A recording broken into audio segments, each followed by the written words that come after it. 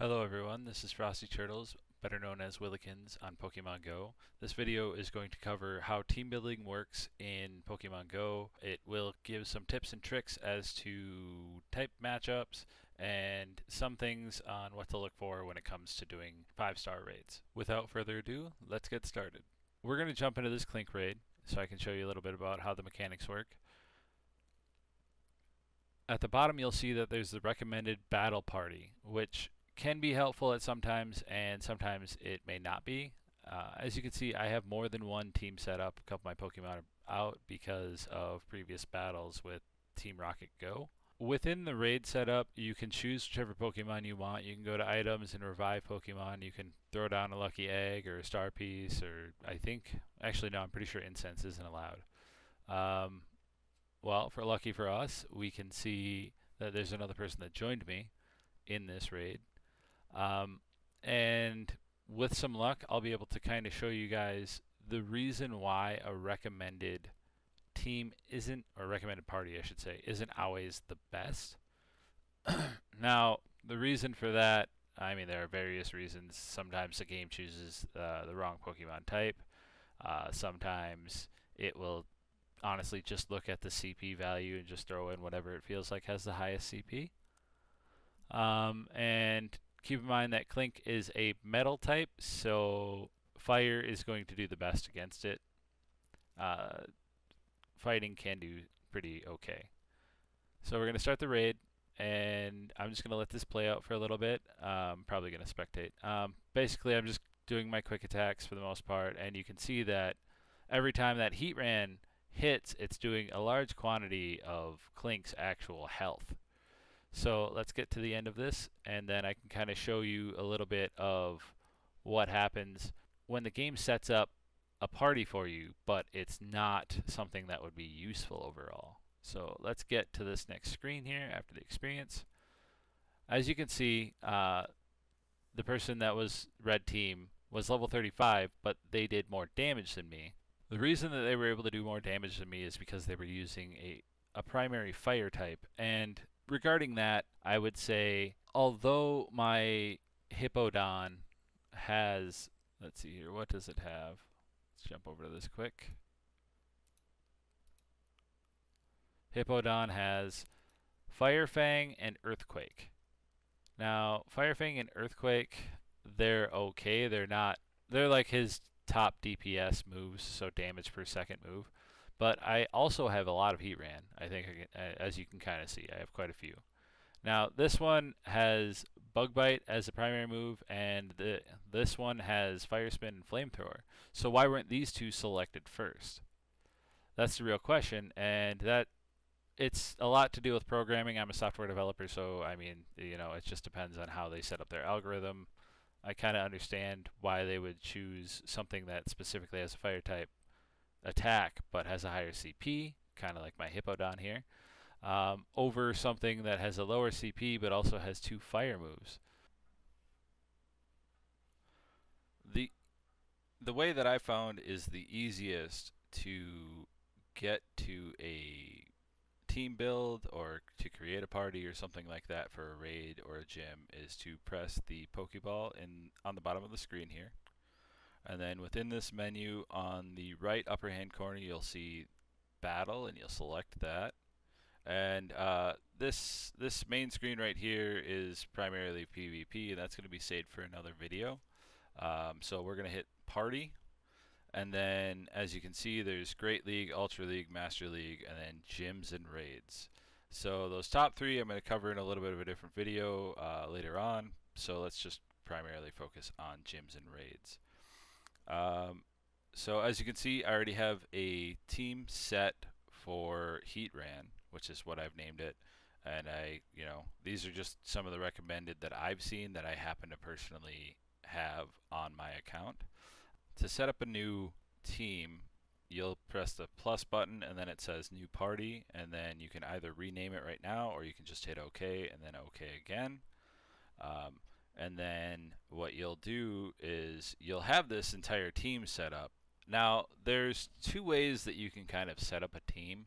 It would be to go online and, in this instance, go to Google, and on Google, what we're going to do is we would type in google.com, and on Google we would say heat ran best counters Pokemon Go. And I mean, there's a large list, and everybody has their own personal opinion. For this instance, I'm just going to be using this guide right here, which is the PokemonGoHub.net link.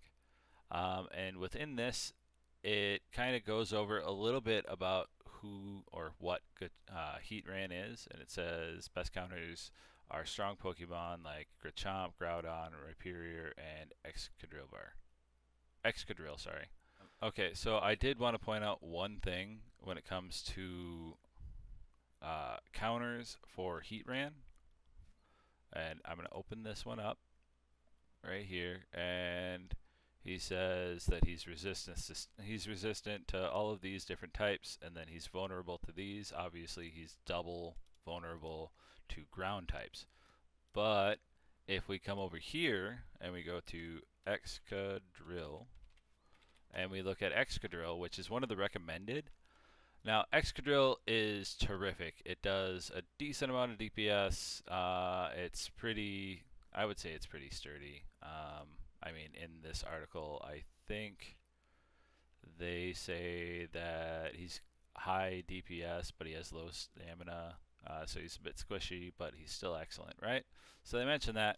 The main thing to look out for is if you're going to use Excadrill in a raid battle, he is vulnerable to fire. So if Heatran, and I'm going to come back over here, if Heatran is using something like Bug Bite, and then he is using something like Iron Head or Stone Edge, well, Stone Edge is going to do, you know, extra damage. So I guess what you would really want, I mean, and if you know, find a way to figure out what actual attacks he's using. So say he's using Bug Bite and Iron Head, then Excadrill is going to do perfect. Otherwise, I mean, he's going to do really good for a little bit, and then he's going to fall over really fast because he's obviously vulnerable to ground here, and he's vulnerable to fire, which I mean is primarily what Heatran has for moves. Okay, so it's time to get down to the real meat and potatoes as to why I actually ended up making this video. And the video clip that you're seeing right now is a raid that I just completed a few minutes ago, and I really just kind of wanted to show this. As you can see, I'm sticking with the recommended party. I have another party built that's using the exact same Pokemon, and there's a reason for this. The reason being, I mean, what you're really going to end up seeing here shortly is we're fighting this Heatran right now, and all of my Pokemon are going to end up incapacitated. So that's terrific, but the main problem with that actually isn't the fact that all my Pokemon ended up incapacitated. The real problem is that when your Pokemon faint, the next recommended team is your B team. So if you think about it, the first team that the recommended system will give you is your A team, and that's great. That means that they're going to do the most amount of DPS, and that's going to be really useful for the raid. But what happens when you lose your A team? Well, the game defaults down to the B team, and then when you lose your B team, it goes down to the C team. So if you have stuff like that happen, and you're going down to your C or your D or your F, you know, G, following all the way through the alphabet, you're doing less and less damage. So the likelihood of you completing a 5-star raid is getting lower and lower. As you can see in this last part of the video, my last Pokemon just fainted, which was Hippowdon. And now what does it do? It gives me my B team. And, well, luckily enough, I had set up a team beforehand that was the exact same as my primary team. As you can kind of see, I mean, it's selecting fire types and stuff. That's just not what we need. So I'm going to revive my Pokemon right now. And I'm going to go right into, like, basically right after I use my max revives, I can hit join again. I can go back into the raid and start doing the most amount of DPS. That makes me the most likely to complete this raid and be able to get a chance to catch Heatran. Um, well, that's the last bit of information that I needed to tell you guys. I did end up catching this heat ran, so until next time, stay frosty.